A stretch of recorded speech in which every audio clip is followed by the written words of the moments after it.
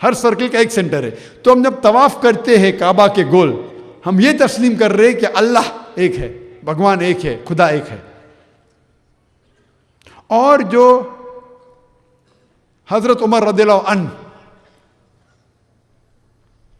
जो उन्होंने कहा, जो आता है सही बुखारी में जिल्द नंबर 2 किताबुल हज के अंदर चैप्टर 56 हदीस नंबर 675 ये हवाला है।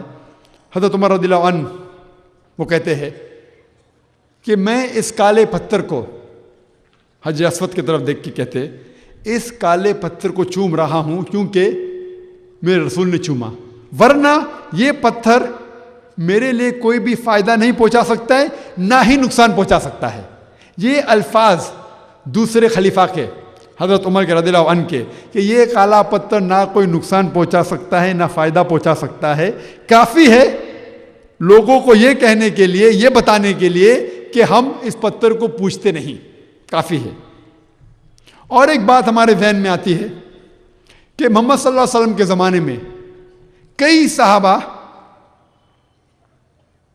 आज़ान देने के वक्त काबा पे चढ़ के आज़ान देते थे।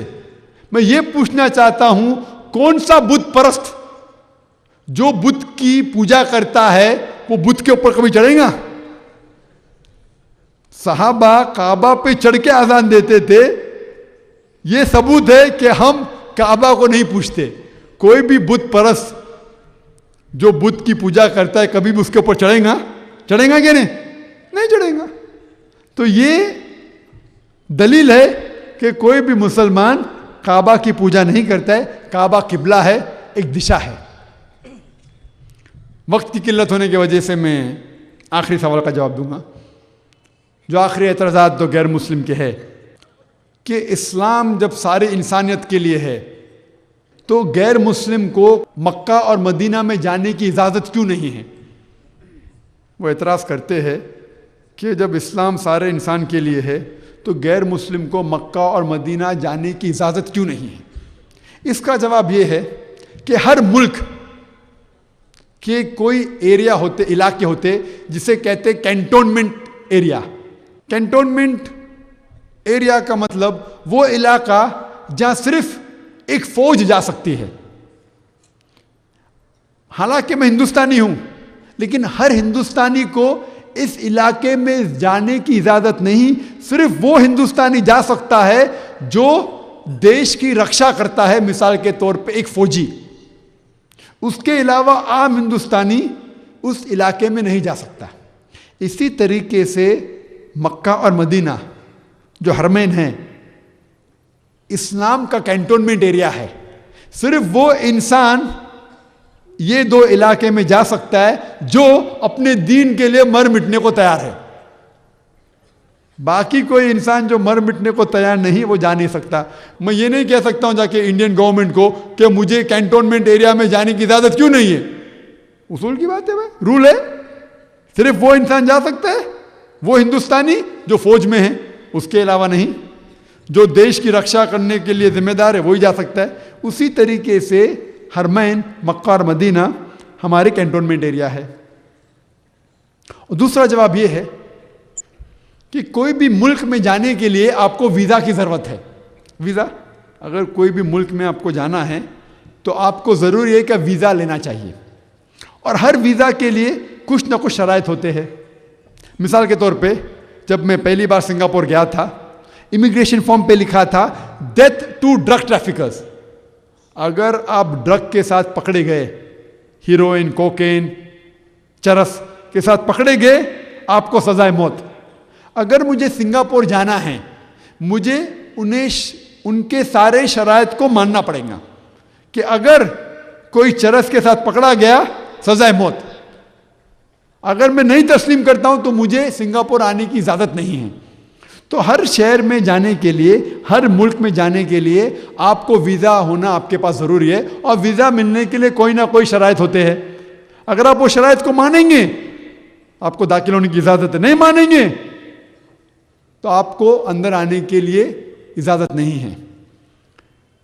मक्का और मदीना जाने की शर्त, वीज़ा मिलने की शर्त बहुत आसान है।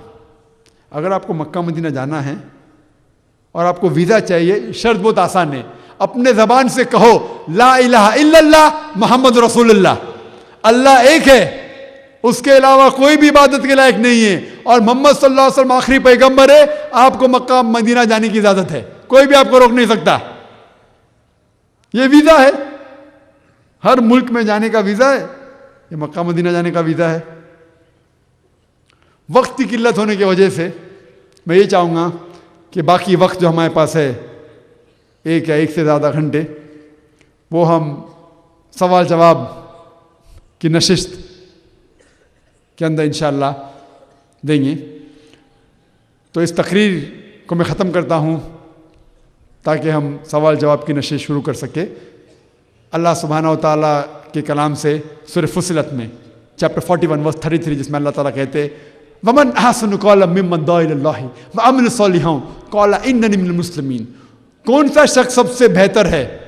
वो शख्स जो बातचीत में सबसे बेहतर है, जो लोगों को अल्लाह की तरफ बुलाता है और अच्छे अमाल करता है और कहता है कि मैं सबसे पहला मुसलमान हूं। व आखिर दावाना अल्हम्दुलिल्लाहि रब्बिल आलमीन। अभी सवालात जवाबात की नशिस्त शुरू होने जा रही है। जो हजरात अपने सवालात करना चाहें, माइक के करीब आकर एक के बाद दीगर सवालात करें। अस्सलामु अलैकुम वरहमतुल्लाहि वबरकातुहू। सवाल और जवाब की नशिस्त अच्छे से हो, इसके लिए कुछ उसके कायदे हैं। जो भी शख्स सवाल पूछे वो सवाल उन्वान पर हो, यानी जो मौजू है इस्लाम के मुतालिक गलत फहमियाँ, इस मौजू पर ही सवाल हो। इस मौजू से हटकर अगर कोई सवाल करेगा तो वो सवाल नहीं माना जाएगा, उसका जवाब नहीं दिया जाएगा। तो ज़रूरी है कि वो मौजू पे ही सवाल करे, इस्लाम के मुतालिक गलत फहमियाँ। एक वक्त पर एक ही सवाल करें, एक से ज़्यादा सवाल ना करें। दूसरे सवाल के लिए आपको क्यू में जो लाइन लगी है सवाल करने के लिए, उसके पीछे जाना पड़ेगा, सबसे पीछे, और अपने दूसरे चांस के लिए इंतज़ार करना पड़ेगा। हमारे पास एक बहनों की तरफ, बहनों में एक माइक है और एक भाइयों की तरफ, तो उस माइक के पीछे लाइन लगा लें।